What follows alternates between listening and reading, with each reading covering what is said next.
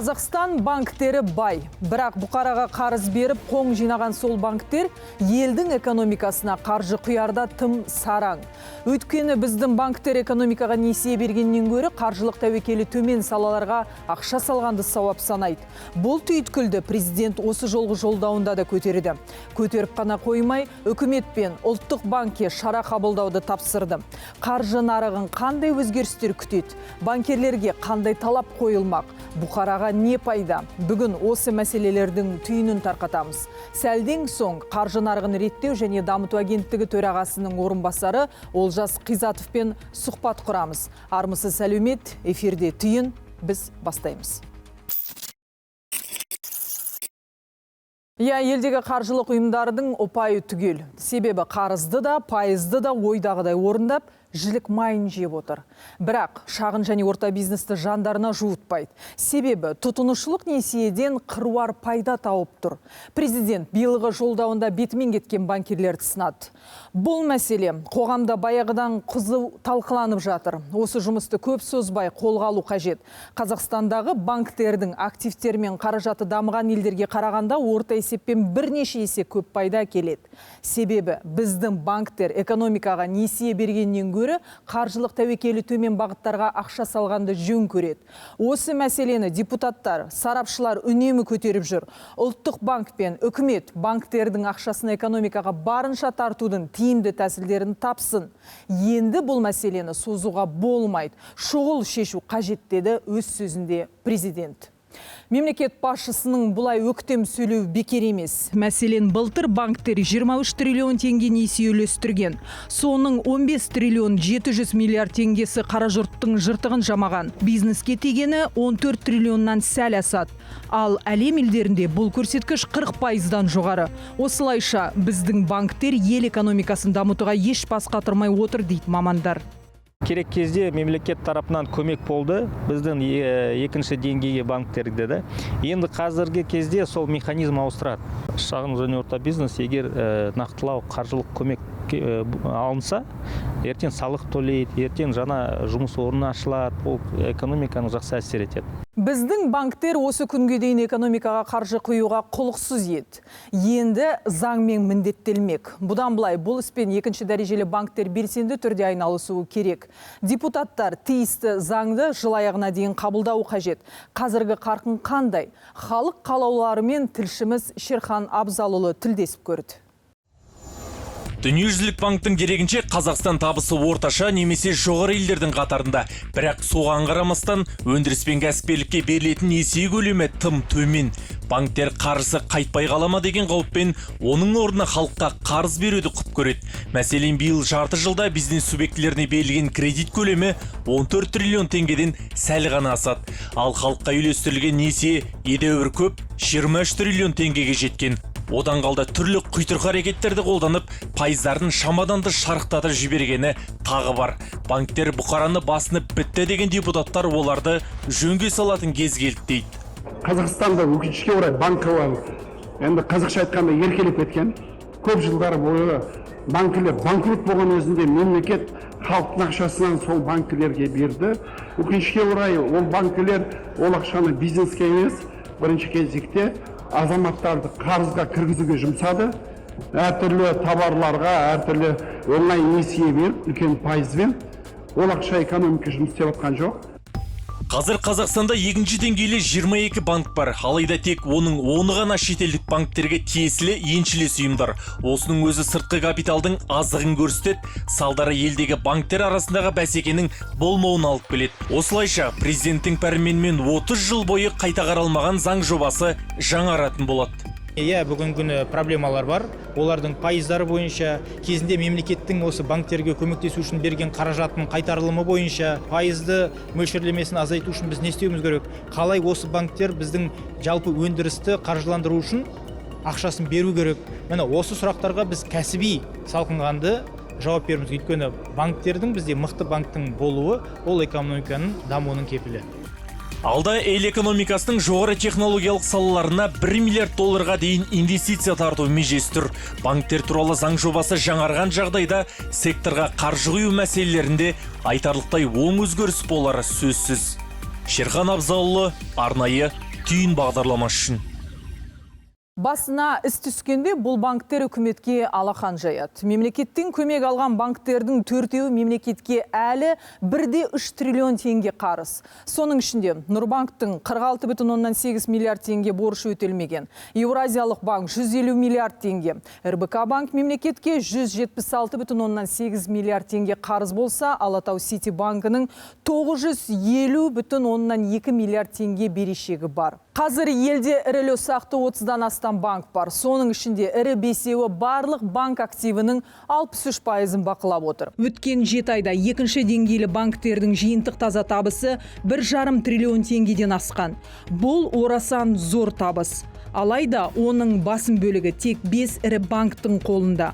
Қалған 17 банк бар жоғы 363,5 миллиард теңге ғана табыс тапқан. Бәсеке жоқ, осылайша олардың ұрты майлы. Бұл халықаралық стандарттарға сай емес. Бұндай теңгерімсіздік экономика өсімін тежеп, бәсекелестікті бәсеңдетеді. Банктер туралы жаңа заңның өзге де жаңашылдықтары туралы студия қонағымен сұхбат құрамыз. Бізде қонақта қаржы нарығын реттеу және дамыту агенттігі төрағасының орынбасары Олжас Қизатов. Олжас Төлегенұлы, қош келдіңіз. Енді елде банк реформасы былтыр басталғанымен қарқыны тым баяу. Себебі түсініксіз. Биыл президент жаңа жолдауында тиісті заң жобасын тездетіп пысықтауды тағы тапсырды және де жыл соңына дейін қабылдау керек. Осы жаңа заңның негізгі бағыттары қандай және құжат қабылданғаннан кейін қаржы нарығында қандай өзгерістер болады? Рахмет, сіз айтып кеткендей, мемлекет басшысы бізге өзі 2024 жылы, 2025 жылы жолдауларында агенттікке нақты тапсырма берді. Банк туралы жаңа заң әзірлеп, парламентқа енгізу мақсат берген. Со тапсырма орындау мақсатында біз банк туралы жаңа заңды әзірледік. Ол жұмысты біз ұлттық банкпен бірлесіп жасадық. Бізге қосымша Международный валютный фонд, Всемирный банк және шетелдік консультанттардың көмектерін алдық. Жалпы ол үлкен жұмыс атқарылды. Ілеспе заңында қосымша 7 кодексқа, 35 законға өзгерістер мен толықтырулар енгізілу жоспарланып отыр. Осы жаңа заң, банк туралы заңның негізгі бағыттары ол біріншіден ол базалық және амбебап банктың лицензиясын енгізу. Екінші бағыты ол исламдық қаржыландыруды дамыту, исламдық терезе арқылы. Үшінші бағыт ол поведенческий надзордың подходтарын енгізу. Төртінші бағыт ол төлем қабілеті жоқ банктерге жаңа реттеу тетіктерін енгізу. Бесінші бағыт ол жалпы банк секторының жетілдіру мақсатында жұмыс атқардық біз. Мемлекет басшысы жолдауда байыған үстіне байып отырған банкерлерді сынға алды. Бұл енді расымен де солай. Нақты секторға ақша салмайды, инвестиция құймайды. Бір сөзбен айтқанда, мемлекет қиналған кезде қол ұшын созатын банктердің қарасы өте аз. Енді бұл қалай болмақ және заңда соны реттеу көзделген бе? Иә, енді біз заңның ең маңызды мақсаты ол сол банк секторында банктың бәсекелестікті арттыру. Біз соны ең бірінші маңызды мақсаты болып бізде анықтадық. Біз сол бәсекелестікті арттыру мақсатында біз енді жаңа айтып кеткендей базалық және амбебап лицензияны енгіземіз. Базалық лицензия ол енді біз ойлаймыз орташа кіші банктер біздің банк секторына жаңа орташа кіші банктер банк секторына кіреді. Жалпы ол банктың саны бізде банк секторында көбейеді. Ол бәрі сол бәсекелестіктің арттыру, бәсекелестіктің өсуіне оң ықпал етеді. Екіншіден біз енді әмбебап бар банк лицензияларының соларға қосымша мүмкіншілік береміз. Олар исламдық терезе арқылы исламдық операциялар жасауға мүмкіншілік береміз. Ол осы мүмкіншілікті біз ойлаймыз банк секторының бәсекелестіктің артуына оң ықпал етеді. Жалпы бәсекелестіктің өсуінің арқасында біз ойлаймыз енді біздің сіз айтқандай жеке тұлғалар, заңды тұлғаларға жалпы банктың продукттары қолжетімді болады, қолжетімділікке әкеледі. Енді исламдық банктер жайында айтып өттіңіз. Біздің елде 2 банк бар дедіңіз. Олардың санын арту жоспарда бар ма? Иә, сол енді қазір сіз өзіңіз айтып кеткендей, қазіргі кезде бізде 2 исламдық банк бар. Ол ADCB банк және Заман банк. Олардың жалпы банк секторында үлесі 0,5% бар. Ол енді өте төмен көрсеткіш. Сол үшін онда біз енді жалпы исламдық қаржыландыруды дамыту үшін шет мемлекеттің тәжірибесін қарадық. Ол Объединенные Арабские Эмираты, Кувейт, Катар секілді елдерде. Сол елдерде бір банктік лицензия, сол бір банктік лицензиясында олар классикалық банктік операцияларын көрсетеді өзінің клиенттеріне және исламдық операцияны ұсынады өзінің клиенттеріне. Сол тәжірибені қарап, біз де осы универсалдық банктерге, универсал лицензиясына бар, Амбебап лицензиясының банктеріне сондай мүмкіншілік береміз исламдық терезе арқылы. Біз ойлаймыз енді қазіргі кезде 23 банк бізде Қазақстанда, оның ішінде 21 банк ол универсальный банктар, 2 банк исламдық банк. Біз енді универсальный банктерға сол исламдық операцияны жасауға, исламдық терезе арқылы жасауға мүмкіншілік берсе, жалпы сол исламдық операция жасайтын банктың саны көбейеді деп ойлаймыз біз. Енді шариғат қағидаттарымен жұмыс істейтін банктер нарыққа кірген кезде тұтынушылар не ұтады?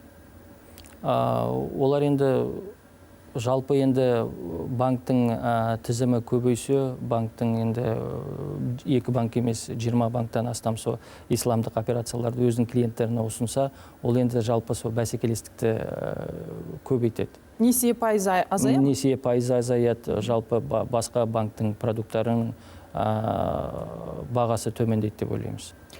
Банктер мемлекетке қол ұшын созбағанымен қиналған кезде алақан жаятынын білеміз. Бұған дейін де банктерді бюджет, ұлттық қор, самұрық қазына қоры есебінен құтқару тәжірибесі болды. Дағдарыс кезінде алған ақшаларын қайтармаған банктер де бар екен. Осы жаңа заң бойынша енді қалай болады және ең бастысы банкрот болуы мүмкін банктерді реттеу үшін жаңа тетіктер қарастырылған ба? Сұрағыңызға рахмет. Енді жаңа айтып кеткендей осы заң жобасында ең маңызды бағыттың бірі осы төлем қабілеті жоқ банктердің жаңа реттеу жаңа тетігін енгізіп жатырмыз. Ол енді оның мақсаты қандай? Оның мақсаты жалпы мақсаты мемлекеттің қаржысын, мемлекеттің көмегін төмендету. Ол ең бірінші мақсаты. Сіз айтып кеткендей, біз 2017 жылдан бастап бірнеше банкқа мемлекет көмек көрсетті. Олардың енді біріншіден қаржы көздері әртүрлі болды. Ол енді мемлекеттік бюджет, ұлттық фонд, ұлттық банктың қаржысы. Қазіргі кезде ол біріншіден, екіншіден мемлекеттік көмектің құралдары әртүрлі болды. Ол енді біз енді субординированный облигация арқылы көмектестік шығару арқылы және проблемалық кредиттің қорына, фонд проблемных кредитов ол істемейтін кредиттерін өзінің балансына сатып алу арқылы мемлекет соны банктерге көмек көрсетті.